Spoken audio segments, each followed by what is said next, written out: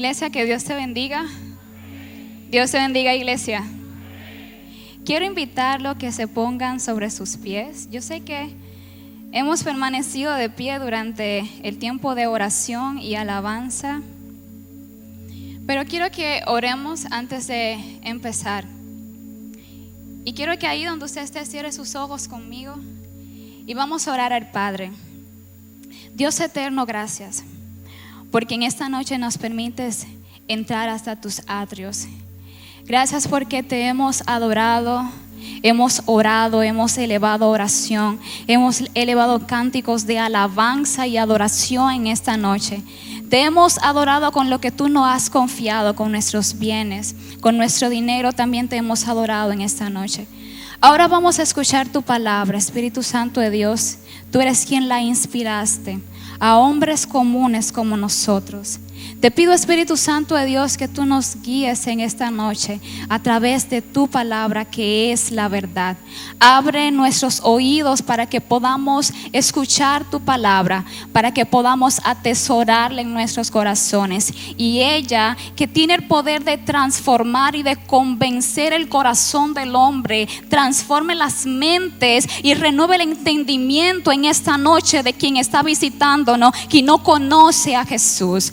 Que las palabras que tu Espíritu, Dios eterno, me ha dado para ministrar en esta noche transforme el corazón de un pecador que está aquí en esta noche. También transforme la mente y el corazón de la iglesia conforme como tú me has dado.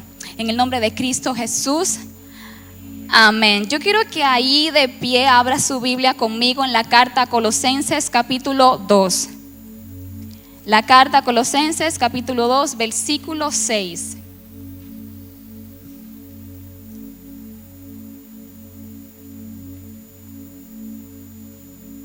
¿Está ya conmigo, iglesia? Colosenses capítulo 2 versículo 6.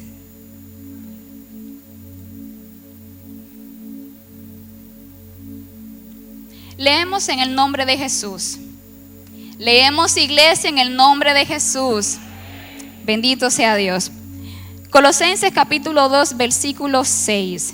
Por lo tanto, de la manera que recibieron a Cristo Jesús como Señor, ahora deben seguir sus pasos. Versículo 7. Arraíguense profundamente en Él y dediquen toda la vida sobre Él. Entonces la fe de ustedes se fortalecerá en la verdad que se les enseñó y rebosarán de gratitud. Bendito sea el Señor. Puede tomar asiento, iglesia. Gloria sea el Señor. En las montañas de Shikoku, Japón, había un maestro alfarero llamado Taishi Aoba. Él era un maestro que enseñaba en la iglesia y le pidieron que desarrollara un sermón para los jóvenes para una conferencia que se titulaba Permaneced en lugares santos. El ministro Taishi comenzó su enseñanza mostrando cómo es que se le da forma al barro. Y mientras él estaba creando y transformando el barro en diferentes piezas como platos, tazas, tazones, entre otras piezas, los jóvenes que estaban ahí escuchando y mirando al maestro se asombraban y decían cosas como: esto se ve muy fácil, yo soy capaz de hacer esto. Cuando el maestro los escuchó, los invitó a tomar su lugar. Muchos de ellos tomaron horas ahí sentados, pero ninguno de ellos fue capaz de transformar el barro en alguna pieza. Luego, estos muchachos se frustraron y estaban diciendo: yo no soy bueno para esto. Mis habilidades son otras, no tengo destreza para esto. Y según los resultados, ellos tenían razón. Ellos no tenían destreza para moldear el barro. Pero desde una perspectiva profesional, podemos ver que ellos no pudieron darle forma al barro porque no centraron el barro en la rueda. Así que el maestro, dándole esta nueva perspectiva, le pide que vuelvan y se sienten y trabajen en el barro. En esa ocasión sí tuvieron éxito, lograron no con tan buena forma crear algunas piezas, pero sí tuvieron éxito. Y la razón por la cual ellos ahora sí tuvieron éxito fue porque centraron el barro en la rueda, y de esta forma ahora pudieron transformar el barro en piezas.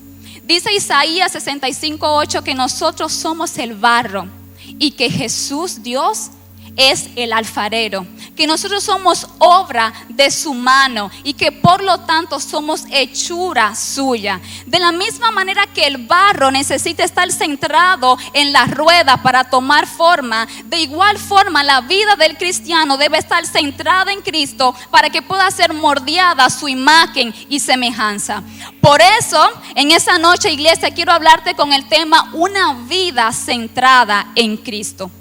Bendito sea el Señor. ¿Y qué es una vida centrada en Cristo?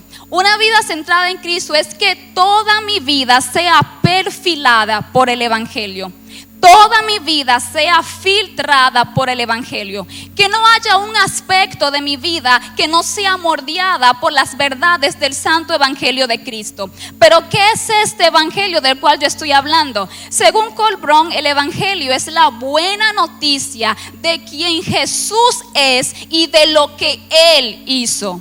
La buena noticia del Evangelio está centrada en la verdad de quién Jesús es, número uno, y segundo, de lo que Él ha hecho.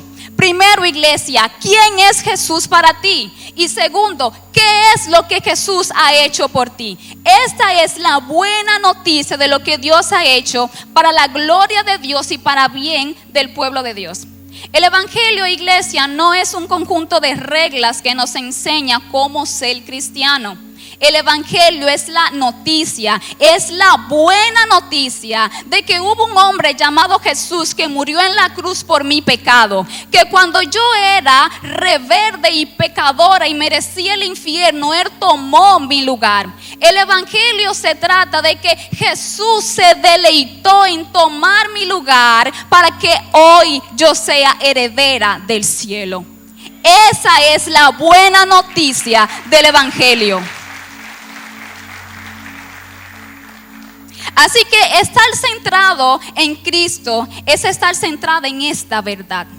De que Jesús murió por mí, de que yo era una pecadora, pero ahora por medio de su sacrificio en la cruz yo he heredado el cielo. Así que toda mi vida está filtrada por esta verdad. Mis finanzas, mi trabajo, mi profesión, mi dinero, mi relación con las demás personas, toda mi vida está centrada en el Evangelio. Y es justamente esto de lo que está hablando Pablo a la iglesia en Colosenses. Él dice: por lo tanto, de la manera que recibieron a Cristo Jesús como Señor, ahora deben seguir sus pasos.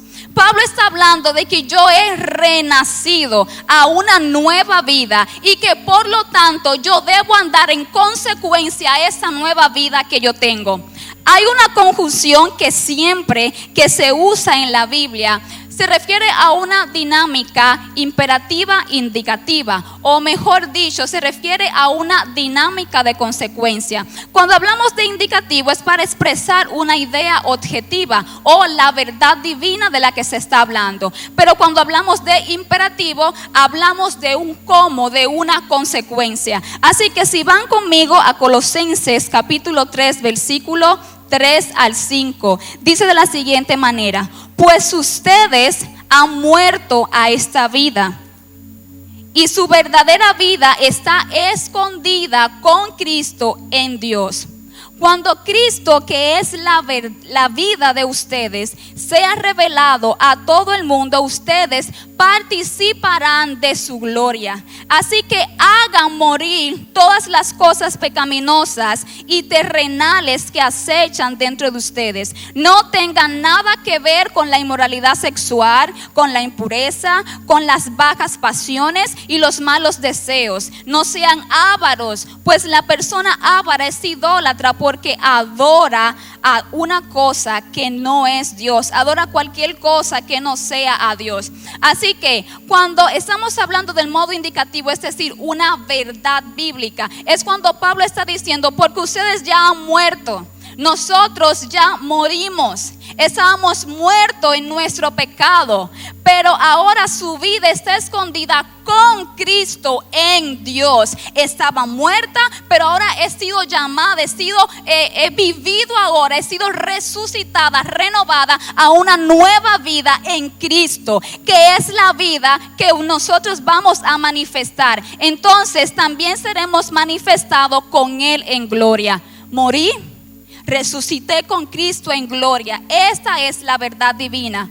Por lo tanto, dice Pablo, hagan morir todas estas cosas en ustedes, que es la parte imperativa del versículo. Es la consecuencia de que ya yo morí, ya yo resucité. Por lo tanto, debo vivir alejada de estas cosas, porque, iglesia, la consecuencia de yo haber nacido de nuevo en Cristo significa que ahora yo debo vivir alejada del pecado.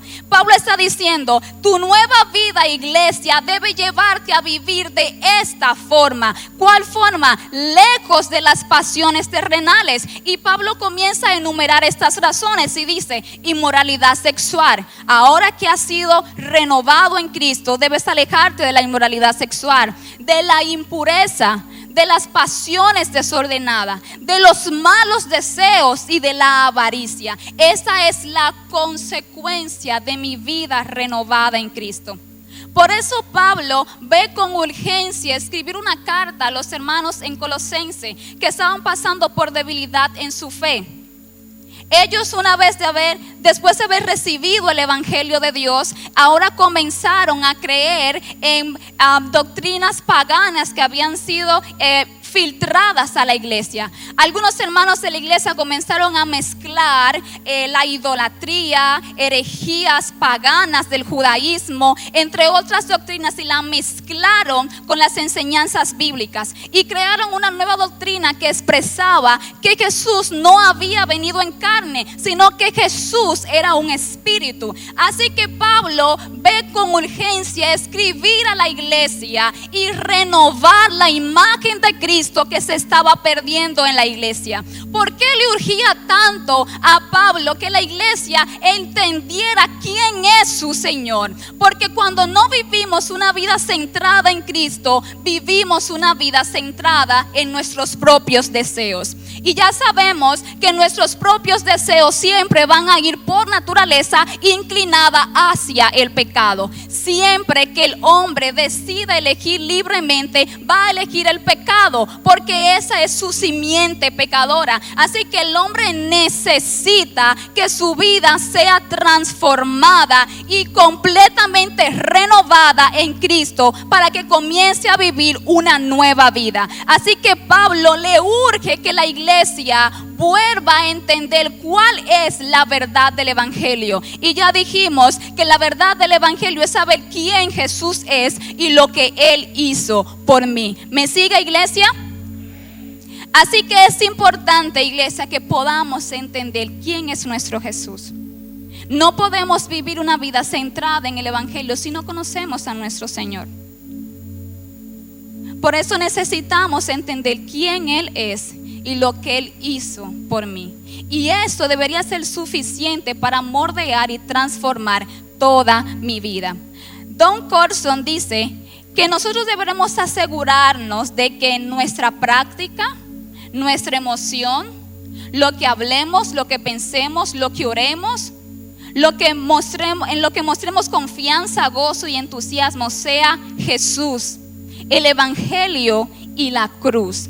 Y de esta estructura no debemos hartarnos de ninguna parte, y debemos dejar que de ella fluya una vida transformada. Segunda de Corintios 5:17 dice que todas las cosas han sido hechas nuevas, que las cosas viejas pasaron y ahora hemos revivido, hemos nacido a una nueva naturaleza, hemos vivido de nuevo. Es decir, iglesia, usted no se pertenece a sí mismo, usted le pertenece al Señor. Antes éramos esclavos del pecado y Jesús pagó nuestra deuda. Ahora nosotros le pertenecemos al Señor. Ahora Él es nuestro dueño, Él es nuestro Señor y es Él quien gobierna nuestra vida. No la gobernamos nosotros, no gobierno yo mi vida la gobierna Cristo. Porque Él es mi dueño, porque Él es mi Señor, porque Él es mi Cristo. No estoy yo gobernando algunas áreas de nuestras vidas. Y es frecuente ver que de cierta forma muchos de nosotros le restringimos parte de nuestras vidas a Dios. Tal vez no lo decimos textualmente, pero hay áreas de nuestras vidas que Dios está pidiendo que sean rendidas a sus pies, pero nosotros hacemos resistencia y decimos: no, Dios, aquí no te metas, yo voy a entregarte estas otras áreas de mi vida, pero aquí estoy gobernando yo.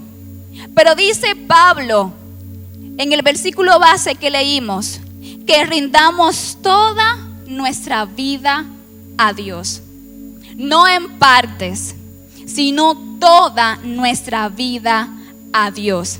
El versículo 7 dice: arraíguense profundamente en Él y dediquen toda su vida sobre el Señor.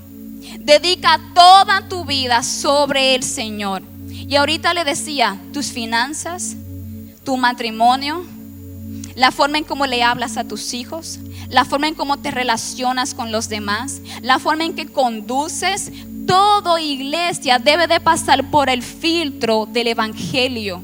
No hay una parte de mi vida que deba ser restringida o guardada. Y es común que veamos personas que creen que el evangelio se trata solamente de cosas serias. Si estoy enfermo, busco a Dios. Si tengo problemas financieros, busco a Dios. Pero en las demás áreas de mi vida yo me creo capaz, me creo suficiente de poder gobernarla. Así que yo no voy a pedirle a Dios que dirija mi día, porque yo soy capaz para hacer mi trabajo, soy capaz para ser esposo o esposa, soy capaz para ser amigo. Así que yo no voy a pedirle dirección a Dios sobre estas cosas. De hecho, hay gente que ha dicho y ha predicado y ha enseñado que no necesitamos consultar a Dios para todo. En cierta parte es verdad, pero la Biblia es nuestro manual y todo lo que yo hago debe ser filtrado por el evangelio de Jesucristo. Toda mi vida, no solamente para asuntos que yo crea muy serios, como estoy enfermo y los doctores no tienen una salida para mí. Porque si el doctor tiene una solución y yo sé que con un tratamiento de 3 meses me voy a sanar, tampoco voy a consultar a Dios para eso, porque la situación está bajo control. Dios lo necesitamos para cada área de nuestras vidas, no para cosas serias. Toda tu vida es seria para Dios, iglesia. Toda tu vida es seria para Dios, iglesia. Bendito sea el Señor. Que tú te levantes y prepares un café como te guste, eso es algo serio para Dios. Que usted salga a tiempo para su trabajo porque a usted le gusta llegar a tiempo, eso es importante para Dios. Que usted tenga la comida lista de sus hijos porque a usted le agrada servirle la mesa y recibirlo, eso es un asunto serio para Dios. Pero estamos desligando a Dios de las áreas de nuestras vidas porque yo siento que tengo dominio sobre eso. Yo creo que puedo controlarlo. Así, Dios, te voy a buscar cuando algo sea necesariamente serio para mí y yo crea que se escapa de mis manos. Pero esta no es una vida centrada en el evangelio. Esa es una vida centrada en usted. Y déjenme decirle que el evangelio no se trata de usted. El evangelio no se trata de lo que sentimos. El evangelio se trata de quién es Jesús y de lo que Él hizo para ti. Vuelvo y te pregunto, iglesia, ¿quién es Jesús para ti? ¿Qué es lo que Jesús hizo para ti? Eso debe ser suficiente para controlar tu vida diaria. Debe ser suficiente para usted ir al trabajo. Debe ser suficiente para usted ejercer bien su trabajo. Debe ser suficiente para usted levantarse de la cama. Jesús debe ser lo más importante en nuestras vidas. Y la Biblia no se equivoca cuando dice que primero busquemos el reino de Dios y todas las demás cosas serán añadidas. La Biblia no está diciendo ocúpate de los asuntos triviales y lo serio dámelo a mí.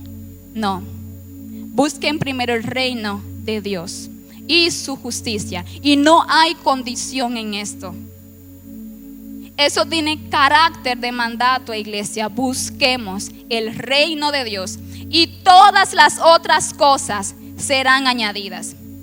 Las cosas que hacemos diariamente nos dicen cuál es el cimiento de nuestras vidas, dónde estamos centrados. Si lo primero que usted hace cuando se levanta por la mañana es revisar las redes sociales o revisar si le dieron un mensaje, eso es lo más importante para usted. Si lo primero que usted hace cuando se levanta es llamar a su mamá o llamar a su abuelo, escribir por el grupo familiar, eso es importante para usted. Nuestros hábitos diarios demuestran en qué está centrada nuestra vida. Lo que usted hace diariamente demuestra qué es importante para usted o cuál es el rumbo que usted le está dando a su vida. Y yo le pregunto, iglesia, luego de usted resolver todo el mundo, de usted ver que todo en la casa está en control, ¿hay un espacio para Dios en tu vida? Si tú recuerdas que no oraste ya de camino al trabajo, eso dice en qué posición está Dios en tu vida. Si al final de la tarde tú te has dado cuenta que lo más cercano a Jesús que tuviste fue el versículo que la Biblia te puso ahí en notificaciones, si tú tuviste que leerlo. Iglesia, debemos examinarnos. ¿Es Jesús lo más importante en tu vida? ¿Es Jesús el centro? Jesús debería ser lo primero que tú procures cuando despierte.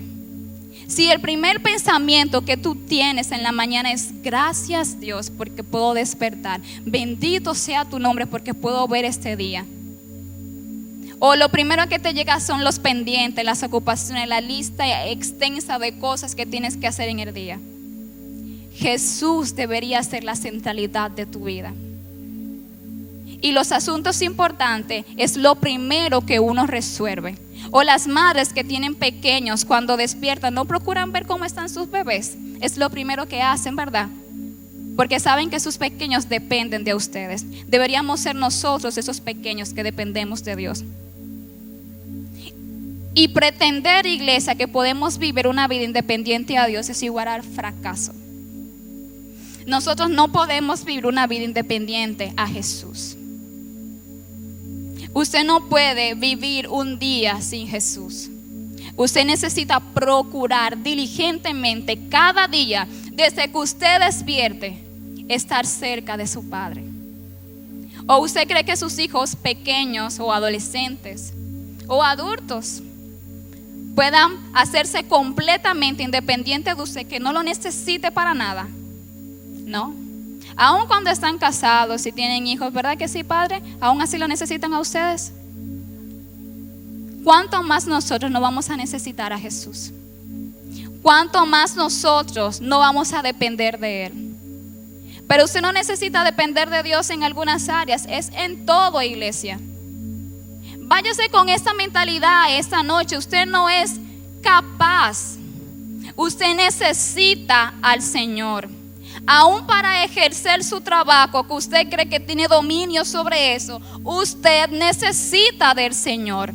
Lo que usted hace todos los días, lo que usted tiene años practicando y usted cree que es experto, sí, para eso usted necesita al Señor. Usted necesita a Dios, y creer que usted puede es lo mismo que creer que no ha sido suficiente el sacrificio de Cristo y que usted necesita hacer algo más. Y déjame decirte, iglesia, que el Señor no nos necesita.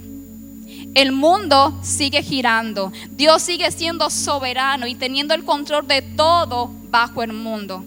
Así que nosotros podemos confiar en que Él tiene el control, de que Él tiene el control de mi vida y que yo puedo atender a las cosas del reino. Y que cuando yo busque diligentemente acercarme al reino y buscar su justicia, Dios soberano va a poner en control mi mundo. Y no le estoy hablando de algo de lo cual no sé. Se lo estoy diciendo porque lo he vivido y porque lo he practicado. Cuando Dios es lo primero, cuando yo resuelvo primero lo de Dios y descanso en que todo lo demás Él lo va a poner en orden, mire, todo se ordena. Un amigo me dijo, si puedes explicar el milagro, entonces no lo hizo Dios. Yo no sé cómo, pero es que todo cae en su orden. Y tal vez yo pensaba que era un día muy ocupado y que yo tenía que levantarme y de una vez comenzar a resolver, pero dije, no, voy a procurar primero buscar el reino. Tuve mi tiempo devocional y todo el mundo que se espere, porque yo necesito depender de mi Padre y yo no soy capaz de salir de mi casa sin Él, sin su dirección, sin su palabra, porque yo necesito que Él, que es mi dueño, controle mi vida. No me creo capaz para ir a mi trabajo y pretender que lo voy a hacer bien por mi capacidad. Yo necesito en la mañana decirle, Señor, ayúdame hoy, porque tú sabes que sin ti yo no puedo. Ayúdame hoy, porque sin ti todo lo que Pablo ha dicho en Colosenses va a ser lo que va a guiar mi vida. Inmoralidad, pasiones desordenadas. Pero como tú eres mi rey, como tú eres mi Señor, que yo quiero que mi vida te dé gloria, voy a procurarte a ti primero para que tú pongas en orden mi vida.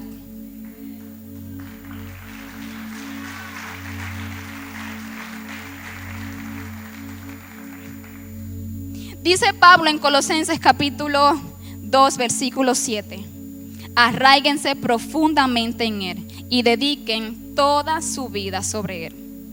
Toda tu vida, iglesia, no una parte de ellos. Ser cristianos y tener una vida centrada en el Evangelio no es solamente asistir a los servicios de la iglesia. Eso es bueno. Y dice la Biblia que no dejemos de congregarnos como algunos tienen de costumbre. Y tenemos que participar en la comunión los unos con los otros, porque esto también aviva nuestra fe, iglesia.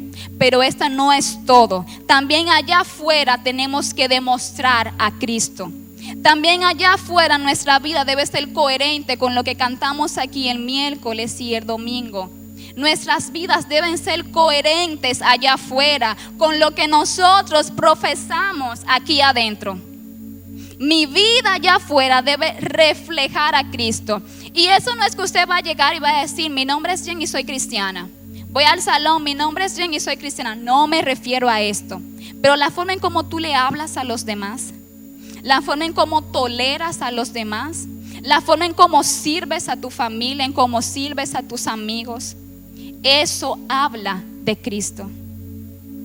Y en esos días pensaba en la forma tan impresionante en cómo ceder tu lugar en la fila revela a Cristo.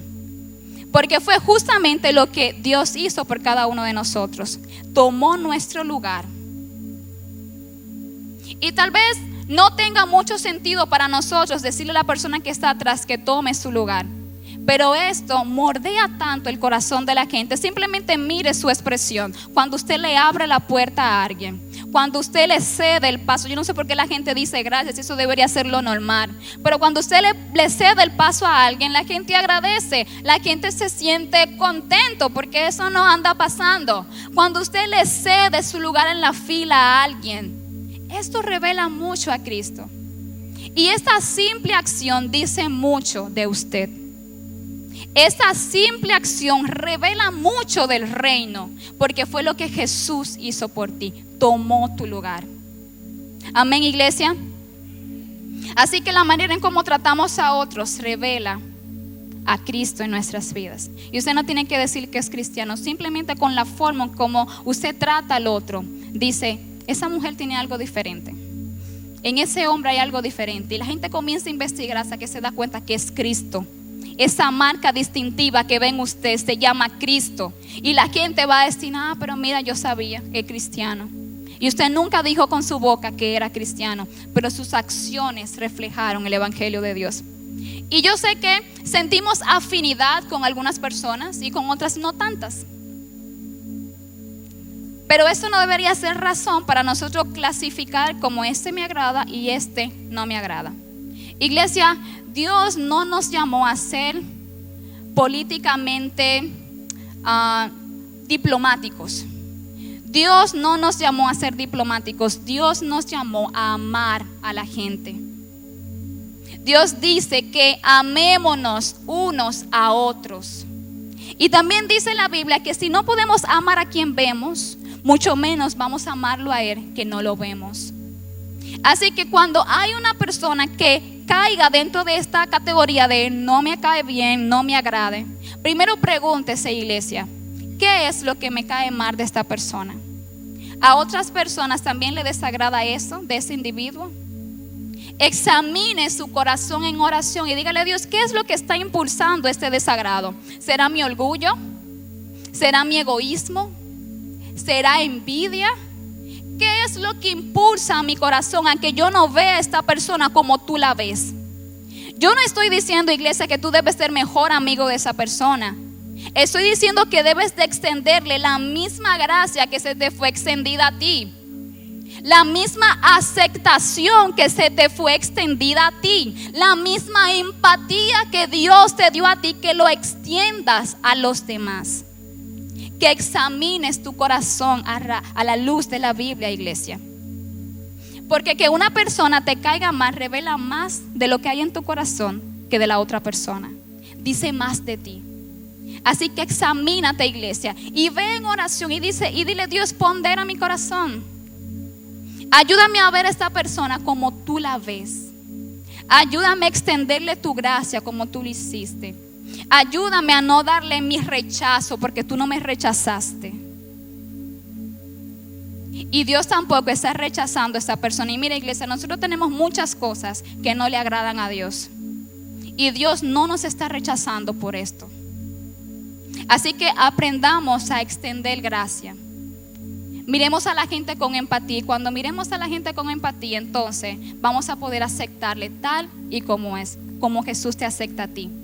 Porque de esta manera también nosotros revelamos el evangelio. La manera en cómo experimentamos ser dolor también revela a Cristo, iglesia. En este mundo vamos a tener aflicciones. ¿Sabe por qué? Porque en este mundo hay pecado. Y el pecado produce dolor. Vamos a ser lastimados, vamos a experimentar momentos de tristeza. Y no está mal que usted esté triste. No está mal que nosotros, iglesia, pasemos por momentos difíciles, porque esto produce una fe mayor en nosotros. Pero mucha gente cree que solamente puede recibir lo bueno de Dios, pero no va a recibir lo malo. De que porque somos cristianos solamente vamos a vivir bien, pero no vamos a experimentar angustia o tristeza o dolor o nos va a ir mal. Déjeme decirle que sí, iglesia.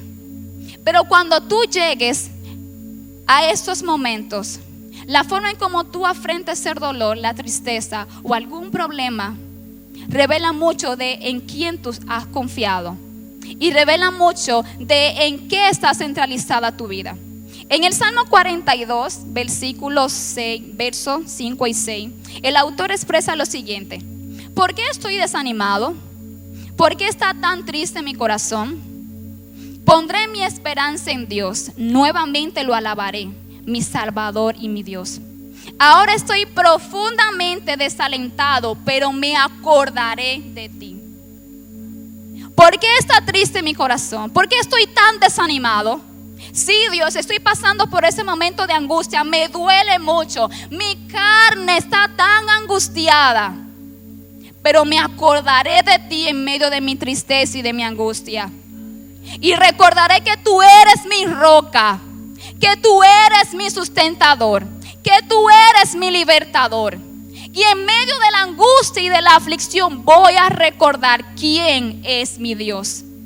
Y voy a hacer memoria de las promesas que Él me ha dado. No a través de profetas, sino en su palabra. Voy a hacer memorias de ella y voy a recordar de que Él es un Dios soberano.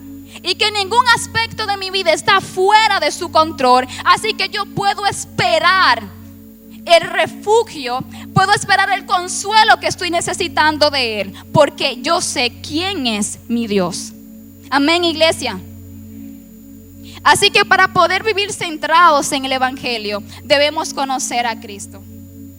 No podemos vivir una vida centrada en el evangelio si no sabemos quién es nuestro Señor. No podemos obedecer lo que no conocemos. Tenemos que conocer para obedecer. Amén, iglesia. Así que Pablo, volvemos al versículo 7, la parte B del versículo 7 dice: Bendito sea Dios. Entonces, la fe de ustedes se fortalecerá en la verdad que se le enseñó y rebosarán de gratitud. Pero anteriormente, en la parte A del versículo, Pablo había dicho arraigados. Otra traducción dice arraigados y cimentados. Y la Reina Valera 1960 dice sobre edificaos en Cristo. Echemos raíces profundas, iglesia, en Cristo. Y cuando nosotros entonces estemos arraigados en Cristo, nuestra fe se va a fortalecer en la verdad de quién es Cristo. Cuando yo permanezca profundamente sembrada, cimentada en Cristo, entonces esta verdad va a fortalecerme y me va a rebosar de gratitud. Pablo ora por los Efesios en el capítulo 3, versículo 7. Y hace una oración que me gusta mucho y que quiero recalcar esta noche. Dice: entonces Cristo habitará en el corazón de ustedes a medida que confíen en Él. Y esta confianza, ¿por qué viene, iglesia? Viene por oír la palabra de Dios. Y dice Pablo, orando por los Efesios: echarán raíces profundas en el amor de Dios y ellas lo van a mantener firmes a ustedes. La palabra de Dios es lo único que nosotros necesitamos para mantenernos firmes. Amén, iglesia. La palabra de Dios es lo único que nosotros necesitamos para permanecer firmes. No hay otra forma de vivir, iglesia, que no sea cimentados en Cristo. No hay otra forma en la que podamos permanecer firmes si no es cimentados en la palabra de Dios. Así que la única motivación de nuestra vida cristiana debe ser Cristo.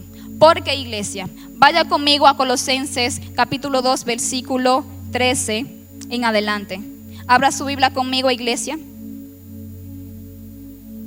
Colosenses capítulo 2, del versículo 13 al 15. Dice: ustedes estaban muertos a causa de su pecado y porque aún no le habían quitado la naturaleza pecaminosa. Entonces Dios le dio vida con Cristo al perdonar todos nuestros pecados. Él anuló el acta con los cargos que había contra nosotros y la eliminó clavándola en la cruz. De esa manera desarmó a los gobernantes y a las autoridades espirituales. Los avergonzó públicamente con su victoria sobre ellos en la cruz. ¿Por qué Cristo debe ser el centro de mi vida? Porque Él pagó mi culpa. Él pagó el precio que yo tenía que pagar. Él tomó mi lugar. Y como Él tomó mi lugar, ahora yo soy propiedad de Él. Mi vida por completa le pertenece a Cristo. Lo que Pablo está intentando expresar, iglesia, es que nosotros le pertenecemos a Cristo porque Él nos compró. Él tomó tu lugar. Ahora tú deberías vivir una vida centrada en tu Señor. Todo lo que Pablo está expresando en Colosenses Colosenses capítulo 2, podríamos resumirlo de esta forma. Nuestro Señor nos compró, por lo tanto nuestra vida le pertenece. Cristo es la plenitud de todo y el fundamento de nuestra fe, iglesia. Arráiguense profundamente en Cristo. Esto es lo que nosotros hacemos por medio de los medios de gracia que Dios nos confió, como su palabra. Desarrolla el hábito, iglesia, de estudiar las Escrituras. No solamente de leerlas, sino de profundizar en sus verdades. Desarrolla el hábito de meditar en ella. ¿Y qué es meditar? Que usted tome una porción de la Biblia y durante todo el día esté pensando en ella. Le esté recitando una y otra vez en su memoria. En la mañana, en la tarde, en la noche. Que esté constantemente en su mente. Tome el hábito de memorizarla. Tome un versículo al día y memorícelo. Porque nuestra boca va a hablar de lo que esté lleno en nuestro corazón. Así que usted quiere hablar la palabra de Dios, comience a permanecer en ella. Y en la medida en que usted esté cimentado en la palabra de Dios, entonces usted va a renovar su mente. Y una mente renovada es una mente que está centrada en el Evangelio de Cristo.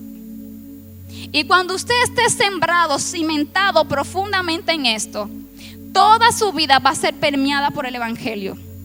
Cada una de sus decisiones va a ser permeada por el Evangelio.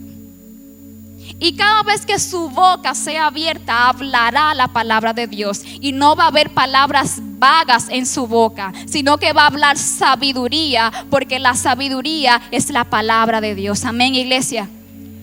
Así que desarrolle este hábito de levantar un altar familiar. Reúnase con su familia en casa para estudiar la palabra de Dios. El primer lugar donde sus hijos deberían escuchar la palabra de Dios es en el hogar. No delegarle esa función a Iglekid o a la iglesia. El primer lugar donde tus hijos deberían escuchar la palabra de Dios es en tu casa. Porque como sacerdote de Dios, Dios te ha llamado a eso. Así que vuelve a desarrollar este hábito de crear un altar familiar donde tus hijos puedan ponderar juntos la palabra de Dios, donde puedan examinarla, donde puedan estudiarla, donde puedan leerla juntos. Porque el hogar debería ser ese primer lugar donde la palabra de Dios sea enseñada, iglesia. Así que, iglesia, estemos cimentados y arraigados en Cristo. Y ya para cerrar, ¿cómo podemos vivir una vida centrada en el Evangelio? Vaya conmigo a Colosenses capítulo 3. Colosenses capítulo 3, vaya ya conmigo. Voy a leer todo el capítulo. Gloria a Dios. Estoy leyendo la traducción, nueva traducción viviente. Puede que difiera de su Biblia. Pero vamos a ver cómo Pablo anima a los colosenses a vivir una vida centrada en el Evangelio. Dice de la siguiente manera: ya que han sido resucitados a una nueva vida con Cristo, pongan la mirada en las verdades del cielo, donde Cristo está sentado en el lugar de honor a la derecha de Dios.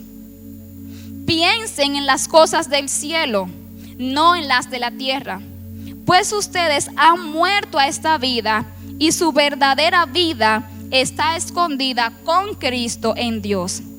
Cuando Cristo, quien es la vida de ustedes, sea revelado a todo el mundo, ustedes participarán de toda su gloria. Así que hagan morir las cosas pecaminosas y terrenales que acechan dentro de ustedes. No tengan nada que ver con la inmoralidad sexual, la impureza, las bajas pasiones y los malos deseos. No sean ávaros, pues la persona ávara es idólatra porque adora las cosas de este mundo. A causa de estos pecados viene la furia de Dios. Ustedes solían hacer cosas cuando su vida aún formaba parte de este mundo. Pero ahora es el momento de eliminar el enojo, el comportamiento malicioso, la calumnia y el lenguaje sucio. No se mientan unos a otros, porque ustedes ya se han quitado la vieja naturaleza pecaminosa y todos sus actos perversos. Ahora vístanse con la nueva naturaleza y se renovarán a medida que aprendan a conocer a su Creador y se parezcan más a Él. En esta vida nueva no importa si uno es judío o gentil, si está circuncidado, si es inculto, incivilizado, esclavo o libre. Cristo es lo único que importa, iglesia, y Él vive en todos nosotros. Dado que Dios los eligió para que sean su pueblo santo y amado por Él, ustedes tienen que vestirse de tierna compasión, de bondad, de humildad, de gentileza y paciencia.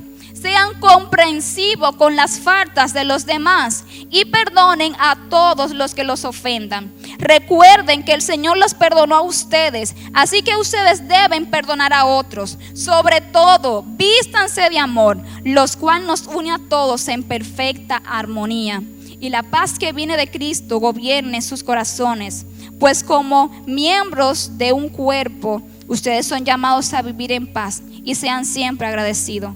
De esta forma, iglesia, se ve una vida centrada en Cristo. Pablo sigue diciendo en el versículo 16 que el mensaje de Cristo con toda su riqueza llene sus vidas. ¿El mensaje de quién? El mensaje de Cristo. Llene sus vidas. Enseñe y aconséjense unos a otros con toda la sabiduría que Él da. Canten salmos e himnos y canciones espirituales a Dios con un corazón agradecido. Y todo lo que hagan o digan, háganlo como representantes del Señor Jesús. Y den gracias a Dios Padre por medio de Él. Esposas, sujétese cada una a su esposo como corresponde a quienes pertenecen al Señor. De esta forma, esposa, también muestras a Cristo en la manera en cómo te sometes a tu esposo, en la manera en cómo te sujetas a tu esposo. En eso también demuestras a Cristo. Maridos, ame cada uno a su esposa y nunca le trate con aspereza. Hay un alto estándar, esposo, de cómo amar a sus esposas. Y dice que como Cristo ama y cuida a la iglesia. Es un alto estándar. Así que el marco de referencia de cómo usted tiene que amar a su esposa es Cristo. Mire el asunto. La forma en cómo usted le habla, en cómo usted la trata, en cómo usted dirige su hogar, también refleja el evangelio de Cristo. Así que escuchemos lo que está diciendo. Maridos, ame cada uno a su esposa y nunca la trate con aspereza. Hijos, obedezcan a sus padres, porque eso agrada al Señor. Pero padres, no exasperen a sus hijos para que no se desanimen. Esclavos, obedezcan en todo a sus amos terrenales.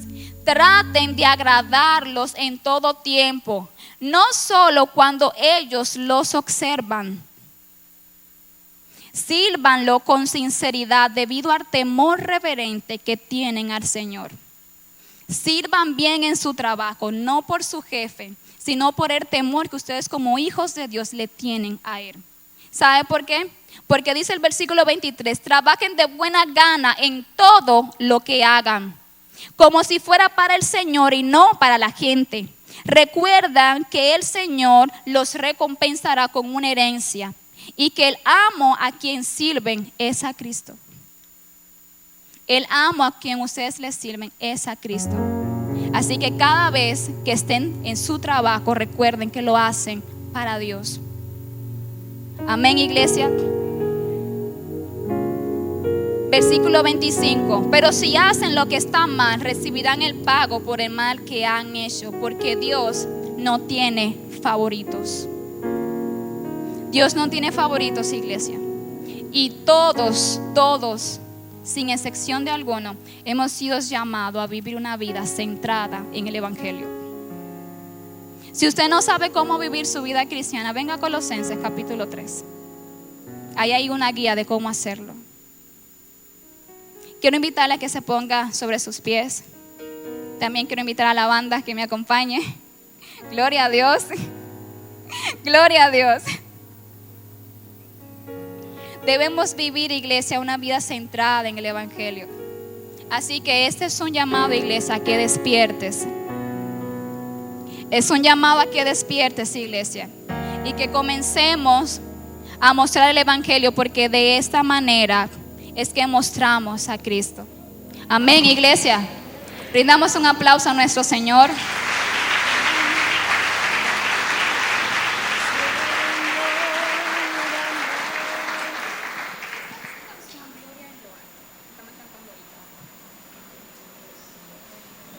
Bendito sea Dios, iglesia. Vamos a celebrar la victoria de Jesús en la cruz, que por medio a su muerte y resurrección hoy podemos vivir el evangelio de Dios. Porque si Cristo no resucitó, entonces no hay evangelio. Así que vamos a celebrar esta victoria y vamos a cantar gloria a su nombre. La banda nos va a ayudar, así que levantemos nuestras manos y demos gloria y honra a nuestro Señor Jesús. Gloria en lo alto. Gracias, Rey eterno. Gracias.